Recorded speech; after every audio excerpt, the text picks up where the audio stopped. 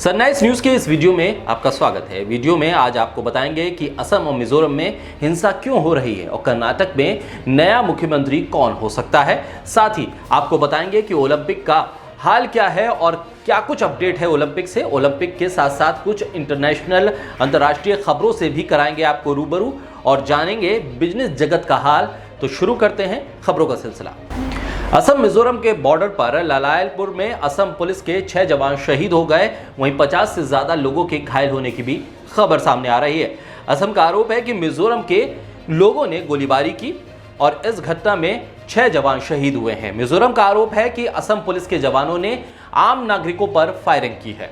दरअसल असम के बराक घाटी के जिले कछार, करीमगंज और हैलाकांडी, मिजोरम के 3 जिले आइजोल और कोलासिब और मामाती के 164 किलोमीटर लंबी सीमा साझा है।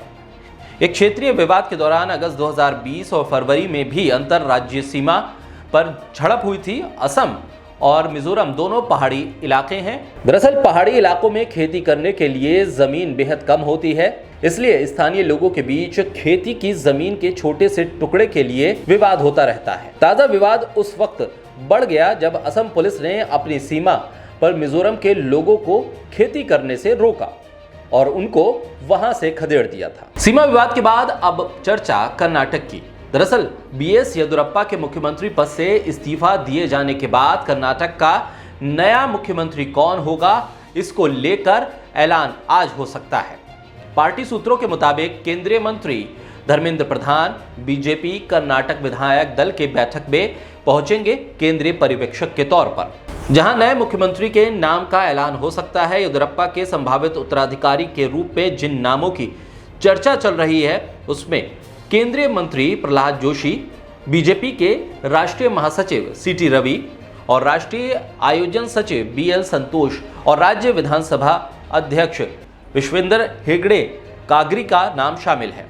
गृह मंत्री बसवराज एम बोमई, राजस्व मंत्री आर अशोक और उप मुख्यमंत्री सीएन अश्वथ नारायण का नाम भी चर्चा में। कर्नाटक में चल रही सियासी हलचल को लेकर दिल्ली में भी राजनीति गर्मा गई है, लेकिन मौसम ने अपने मिजाज में बदलाव किया है। दिल्ली एनसीआर के इलाकों में सुबह बारिश ने लोगों का स्वागत किया। कई इलाकों में सुबह करीब 6 बजे से तेज बारिश हुई। भारी बारिश के कारण जगह जगह जलभराव देखने को मिला। मौसम विभाग के मुताबिक दिल्ली और करीबी इलाकों में आज झमाझम बारिश होगी। राजधानी में सुबह सुबह काले बादल छा गए और लगा जैसे कि दिन में ही अंधेरा छा गया। इस दौरान सड़क पर दौड़ने वाली गाड़ियों की लाइट भी जलती दिखी। मथुरा रोड पर कई जगह जल जमाव देखा गया। हिंसा, राजनीति और बारिश के बाद अब सबसे ज्यादा नजर अगर किसी इवेंट पर है तो वह है ओलंपिक। ओलंपिक में भारतीय पुरुष हॉकी टीम जीत की राह पर लौट आई है। मंगलवार को पूल ए के अपने तीसरे मुकाबले में स्पेन को 3-0 से मात दी। भारत की जीत के हीरो रुपेंद्र पाल सिंह रहे, जिन्होंने सबसे ज्यादा 2 गोल दागे। रुपेंद्र ने 15वें और 51वें मिनट के अलावा सिमरनजीत सिंह ने 14वें मिनट में शानदार मैदानी गोल दागा। भारत का अगला मुकाबला गुरुवार को अर्जेंटीना से होगा। ऑस्ट्रेलिया के खिलाफ एक साथ की करारी हार झेलने के बाद भारतीय टीम इस मुकाबले में मजबूत इरादे के साथ उतरी थी।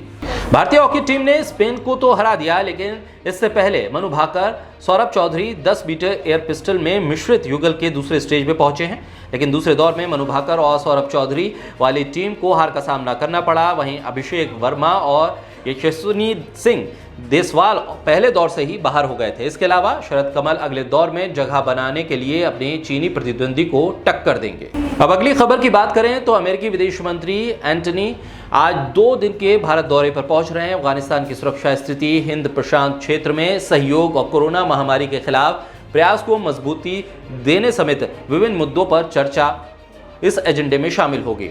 इस बीच भारत ने यह भी संकेत दिए हैं कि अगर विदेश मंत्री मानवाधिकार और लोकतंत्र का मसला उठाते हैं तो उसका जवाब दिया जाएगा। अमेरिकी अधिकारियों का कहना था कि अमेरिकी विदेश मंत्री इस मसले को उठा सकते हैं।